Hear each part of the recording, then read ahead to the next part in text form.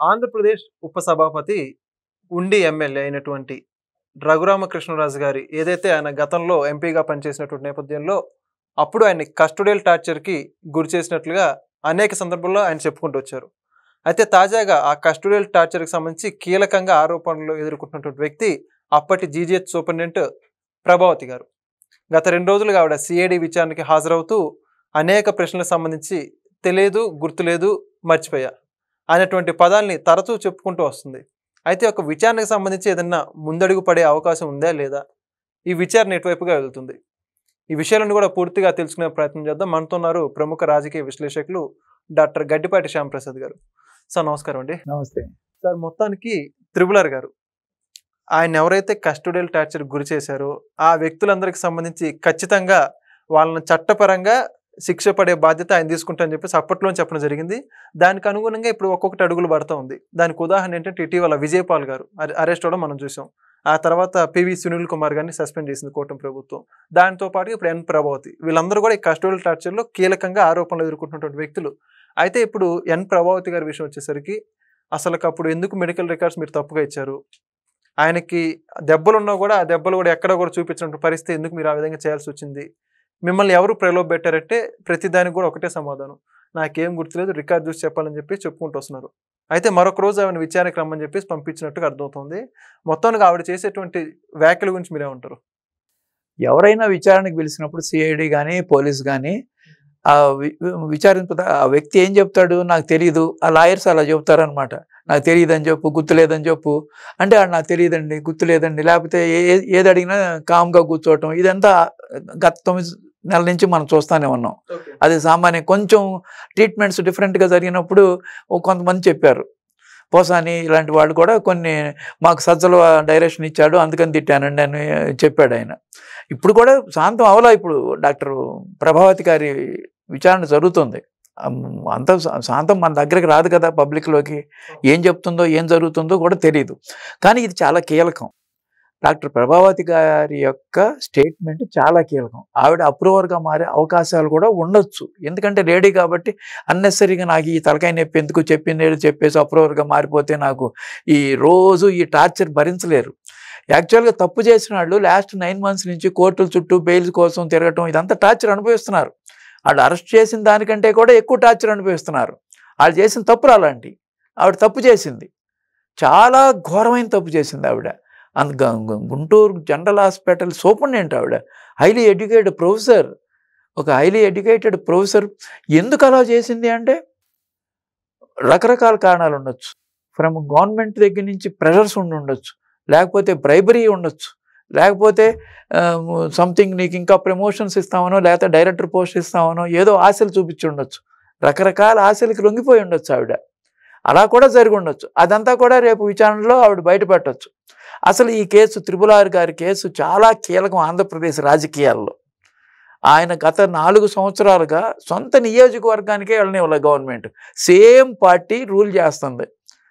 YSR party MP. ఆయన ఒక ఎంపీని సొంత నియోజకవర్గానికి వెళ్ళనివ్వకుండా ఆపగలిగారంటే అది ఎంత దౌర్భాగ్యమో ఎంత దుర్మార్గమో ఆంధ్రప్రదేశ్ రాజకీయాల్లో పర్మనెంట్గా అది చరిత్రలో లిఖించదగ్గ విషయం అనమాట. అది ఆయన ఎంతో ధైర్యవంతుడు కాబట్టి, ఎంతో ఇన్ఫ్లుయెన్స్డ్ పర్సన్ కాబట్టి, ఎంతో ఫైనాన్షియల్లీ సౌండ్ కాబట్టి ఆ విధంగా ఎదుర్కోగలిగాడు. లక్కీగా ఆయన బయటపడ్డాడు. ఆ రోజే ఏదన్నా జరిగి అసలే హార్ట్ సర్జరీ, ఆ రోజే ఆయనకి ఏదన్నా అయితే ఏంటి ఆ కేసు అక్కడితో అయిపోయేది, ఏం జరిగేది కాదు. ఆయనకి హార్ట్ బైపాస్ సర్జరీ, అందుకనే షాక్ తిన్నారు, చనిపోయారని చెప్పేవాళ్ళు. ఆ తులసిబాబు అనే అతను గుండెల మీద కూర్చున్నాడని ఆయనే స్వయంగా చెప్పారు. ఆ తులసిబాబు జైల్లోనే ఉన్నాడు ఇంకా. అలాగే మీరు చెప్పినట్టుగా A1, A2, A3, A4, A5 ఈవిడ. ఈ A3 మన జగన్మోహన్ రెడ్డి గారు. మరి ఈవిడ కనుక ఇప్పుడు ఆవిడ కూడా పోలీస్ ఎంక్వైరీ అవాయిడ్ చేయడానికి ట్రై చేసింది చాలా రోజుల నుంచి. బెయిల్ అప్లై చేసుకుంది, అది చేసింది. చివరికి సుప్రీంకోర్టు చాలా స్ట్రిక్ట్గా చెప్పింది, నువ్వు విచారణకి అటెండ్ కాకపోతే మీ బెయిల్ రద్దు అవుతుంది అన్నట్టుగా చెప్పింది. అప్పుడు ఆవిడ విచారణకు వచ్చింది. అంటే మ్యాక్సిమం వాళ్ళు తీసుకోవడానికి చూస్తున్నారు రిలీఫ్. ఎందుకంటే తప్పు చేయకపోతే అవన్నీ తీసుకోవాల్సిన అవసరం లేదు. తప్పు చేసింది కాబట్టి భయపడుతున్నారు విచారణకి వెళ్ళటానికి.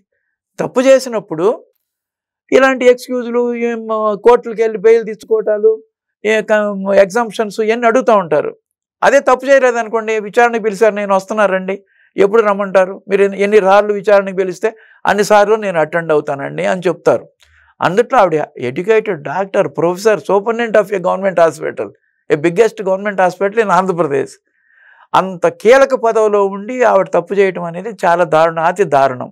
లక్కీగా కోర్టు మిలిటరీ హాస్పిటల్లో కూడా దాన్ని టెస్టులు చేయమన్నారు కాబట్టి బయటపడింది. అది సికింద్రాబాద్లో ఉన్న మిలిటరీ హాస్పిటల్లో టెస్టులు చేసిన తర్వాత అది దెబ్బల వల్లనే దెబ్బలు వచ్చినాయని వాళ్ళు రిపోర్ట్ ఇచ్చిన తర్వాత RRR గారికి బెయిల్ ఇచ్చారు. లక్కీగా ఈ హాస్పిటల్ నుంచి డైరెక్ట్గా స్పెషల్ ఫ్లైట్లో ఆయన ఢిల్లీ వెళ్ళిపోయాడు.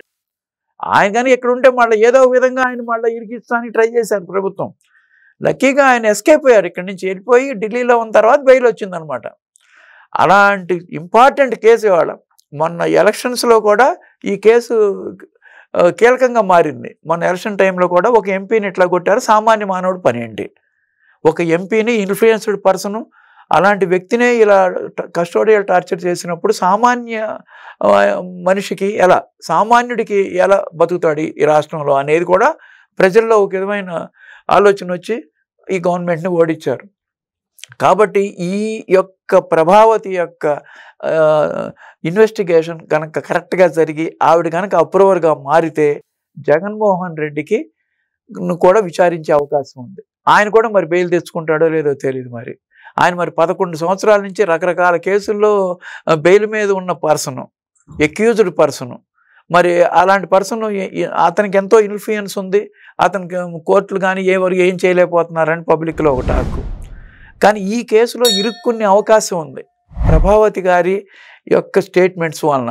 ప్రభావతి గారు ఎడ్యుకేటెడ్ కాబట్టి ఈ రోజుకైనా బయటపడి అప్రూవర్గా మారే అవకాశం ఉందని అనుకుంటున్నారు.